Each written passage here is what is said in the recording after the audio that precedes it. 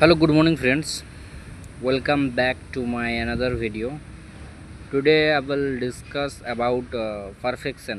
ঠিক আছে, আমাদের ট্রেডিং ইন্ডাস্ট্রিতে অনেক ধরনের মানুষ হয় বা অনেক ধরনের ট্রেডার হয়। রিটেল ট্রেডার বলো, প্রফেশনাল ট্রেডার বলো, অনেক ধরনের হয়। ঠিক আছে, কেউ প্রাইস অ্যাকশন ব্যবহার করে, কেউ এসএমসি ব্যবহার করে, কেউ আইসিটি ব্যবহার করে, কেউ সাপ্লাই ডিমান্ড ব্যবহার করে, কেউ গানা থিওরি ব্যবহার করে, কেউ মালয়েশিয়ানার ব্যবহার করে, মালয়েশিয়ান এসএনআর, কেউ আলকিমিস্ট ব্যবহার করে। বহুত বহুত স্ট্র্যাটেজি আছে। কেউ ম্যাথমেটিক্যাল স্ট্র্যাটেজি আছে, ওগুলো ব্যবহার করে।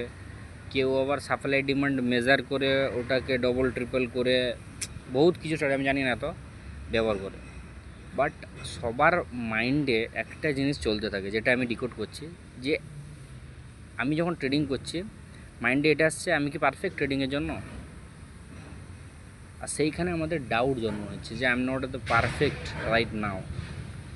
এটাই হচ্ছে প্রবলেম। ঠিক আছে, যে পারফেকশন মনের মধ্যে ডাউট আছে, তাই ট্রেড আমরা ভুল নিচ্ছি। এটা একটা ভুল। ঠিক আছে, মনের মধ্যে ভুল আছে যে আমি পারফেক্ট নই ট্রেডিংয়ের জন্য, আমাকে আরও শিখতে হবে, আরও শিখতে হবে। এটাও একটা ভুল।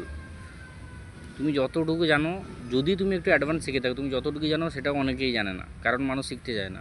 ঠিক আছে, সো স্ট্র্যাটেজির পিছনে না ছুটে নিজেকে পারফেক্ট মনে করো, আর যেটা জানো ওটা দিয়েই ক্র্যাক করার চেষ্টা করো। কিছু না, রিস্ক ম্যানেজমেন্ট ফলো করলেই সব ঠিক হয়ে যাবে।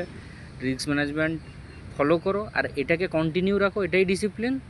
আর পার ডে একটা থেকে দুটো ট্রেড করো, যেটা তোমার সুবিধা মতো। স্ক্যাল্পিং করলে স্ক্যাল্পিং, যদি ডিসিপ্লিন হাই লেভেলে কন্ট্রোল করতে জানো তাহলে স্ক্যাল্পিং, ব্যাস আরামসে।